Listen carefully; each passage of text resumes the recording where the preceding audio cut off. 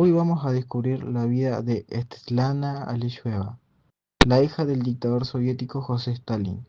Nació en 1926, en una época en la que la Unión Soviética proyectaba fuerza hacia el mundo, pero dentro vivía sumida en miedo y represión. Aunque muchos pensarían que ser hija de Stalin le garantizaba una vida llena de privilegios, la realidad fue muy distinta. Su vida estuvo marcada por el sufrimiento, la pérdida y la lucha por escapar de la sombra de su padre. Svetlana creció bajo la mirada constante de su padre, quien no solo controlaba la vida de millones de personas, sino también la de su propia familia. A los 6 años, su mundo se derrumbó cuando su madre, Nadezhda Alisheva, se suicidó. Desde ese momento, Stalin se convirtió en su único tutor, pero su autoridad era implacable. Lo que para otros niños era amor paternal, para Svetlana era vigilancia y control. Viviendo en un ambiente de miedo. La vida de Svetlana nunca fue realmente suya. Aunque vivía en Kremlin, rodeada de lujo, el miedo y la desconfianza eran constantes. El régimen de su padre no perdonaba a nadie, ni siquiera a los cercanos. Svetlana vivió sabiendo que el poder de Stalin podía destruir vidas con solo una orden. En realidad, la marcó profundamente y sembró en ella el deseo de huir.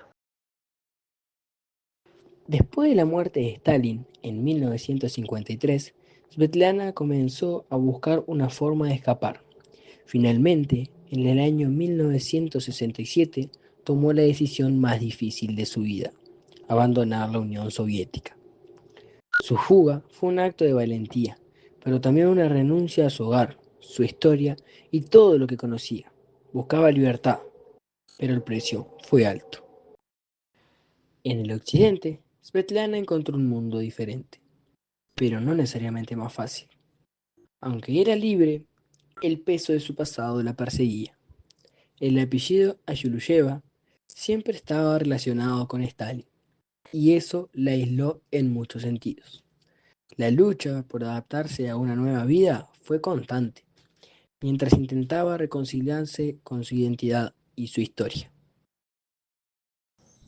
Ser hija de Stanley fue tanto un privilegio como una maldición, pues Beltrana pasó su vida debatiéndose entre el amor hacia su padre y el dolor que causaron sus acciones. Aunque intentó deslizarse de él, la figura de Stanley era ineludible. Su vida estuvo marcada por ese conflicto interno, el deseo de ser libre frente al peso de su legado. Con el tiempo, Svetlana encontró una forma de sanar, escribir. Sus memorias fueron un intento de tomar el control de su propia narrativa y de exponer su perspectiva sobre lo que significaba ser hija de Stalin. A través de sus palabras, reveló el horror y el sufrimiento que vivió, pero también su deseo de redención y libertad.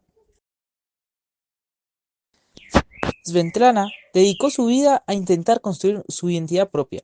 Lejos del peso de su padre, aunque el mundo la conociese como la hija de Stalin, para ella eso era solo una parte de su historia. Su legado no es solo el de una dictadura, sino el de una mujer que luchó para encontrar su lugar en el mundo, a pesar de todo lo que vivió. Svetlana Aliluyeva es un recordatorio de que incluso en las circunstancias más difíciles es posible buscar libertad y sentido.